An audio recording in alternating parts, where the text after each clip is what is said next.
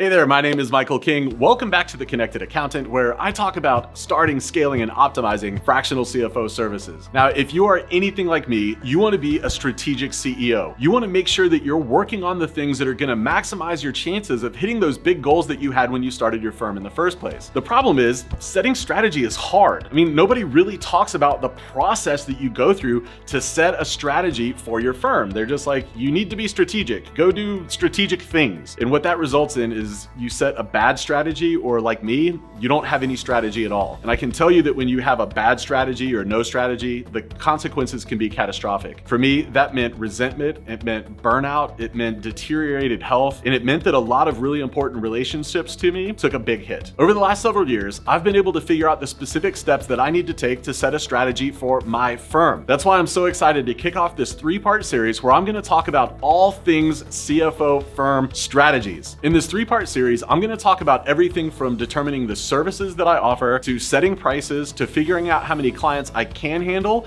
how many clients I want to handle. I'm going to talk about how I set specific strategic goals for my firm, and also how I walk through the process of determining which tasks I should be focused on right now so that I can make sure I'm working on the right things at the right time. I want to encourage you to take out a pen and paper while you listen to this and take notes, because I'm going to drop a ton of useful information on you that's going to serve you for years to come. As the other 2 episodes in this series drop, I'll be sure to include a link to them in the description below. Now, let's go ahead and dive into all things CFO strategies.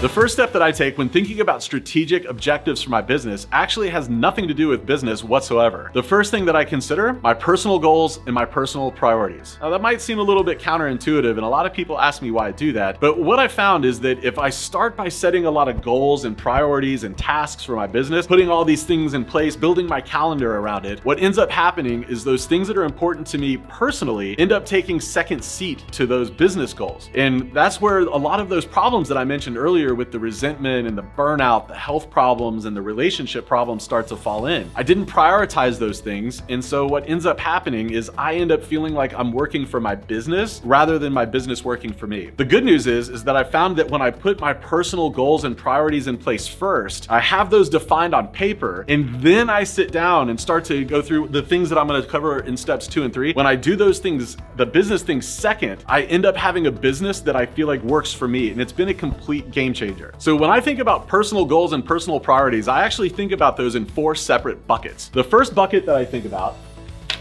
is income. Now, income sounds pretty intuitive at first. It sounds like common sense, but as we've all know, common sense isn't always common practice. But I actually think there's a little bit more to consider than just how much money do you want to bring home? How much net profit do you want to have out of the business? Here's where it comes into play. For years in my business, I was actually generating a pretty healthy amount of profit. But because I was so bought into the idea of growing my business, I would constantly spend more and more money growing the business and taking less and less money home. And what that can result in is a lot of resentment from your partner. They see you working all these hours. They see you putting so much effort into the business. They see you putting so much risk by being an entrepreneur instead of working at the corporate 9 to 5, but they don't see money coming home. And so over time, they can start to resent the fact that they're not seeing you, that there's all of this risk. You know, it's like, what's the payout? What's the reward here? Why are we doing all this? You're not actually bringing any money home. So I think it's really important to think about how much money do I need to bring home, because that starts to inform how much money you can afford to reinvest into the business. How much can you pour into marketing or hiring team? I think it's really important to have that conversation, whether you have a partner or a spouse, or maybe it's just you, but really think, how much money do I need to bring home? Because I can tell you firsthand, even if you're kind of by yourself, you're not married or you don't have a partner, if you go long enough without bringing any money home, or you're just scraping by, maybe you've heard the term entrepreneurial poverty, you will start to burn out and resent the business, and you'll eventually end up just giving up. So I want to encourage you, set those income goals. How much money do you need to pay the rent, but to also feel like it's worth your while? The second type of personal priority that you might want to consider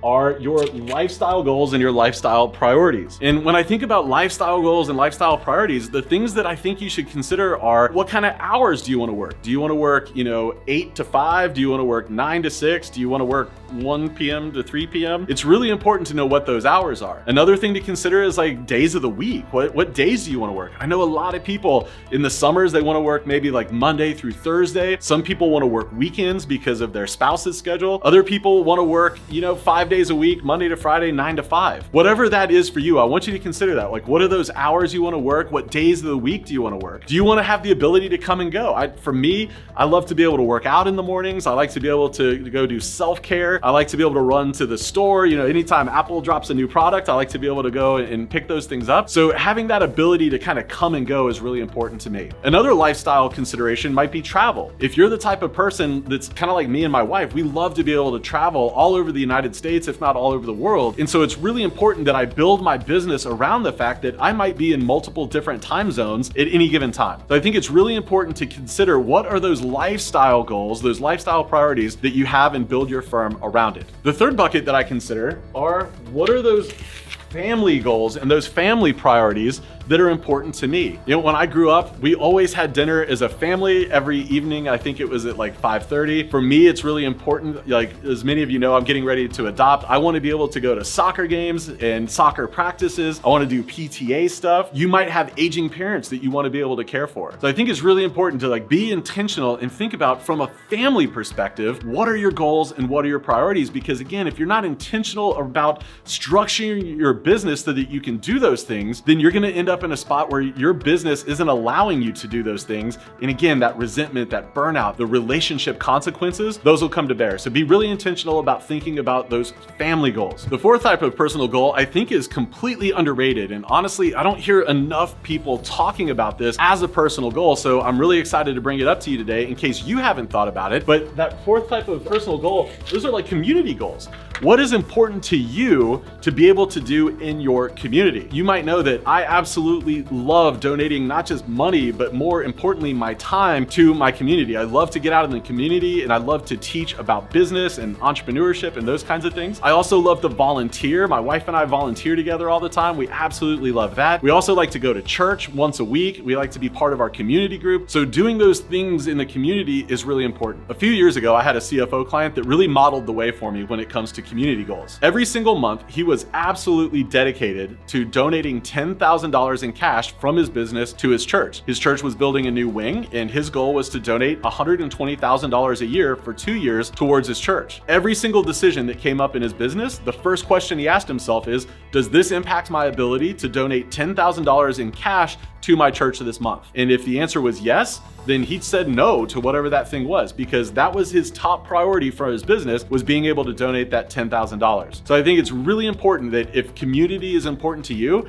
make sure you write down those goals and those priorities that you have around your community so that you can make sure that you build your business intentionally and build your business in a way that's going to allow you to realize those community goals that you have. Now, one final note that I'm going to leave you with when it comes to goal setting, those personal goals that you have in your business, if you have a partner or if you have a spouse, I want to encourage you to sit down and talk about each of these 4 buckets or each of these 4 types of goals or priorities, because a lot of times we tend to, as entrepreneurs, do these things in a silo. Like, we'll sit at our desk, get out our journal and write down, what are my income goals? What are my lifestyle goals or family goals or community goals? And we lay out these great plans, but we don't include our spouse or our partner in those conversations. And that can result in them feeling kind of left out or isolated or not part of the process. And again, that's where a lot of that resentment comes in. I can tell you that when you have the support of your partner or your spouse, it can be a complete game changer in the success of your business. So you definitely want to make sure that you're including your spouse or your partner in those conversations. If you don't have a spouse or a partner, then I would encourage you to find a friend or somebody that can be an accountability partner for you to help you think through these goals and maybe identify some blind spots in your reasoning or in your thought process. All right, that's it for step 1 of setting CFO strategies. Next week, we're going to get out our calculators and we're going to get into some hard number crunching. It's going to be absolutely amazing. So you're definitely going to want to check out step 2 in the process right here next week. Can't wait to see you then.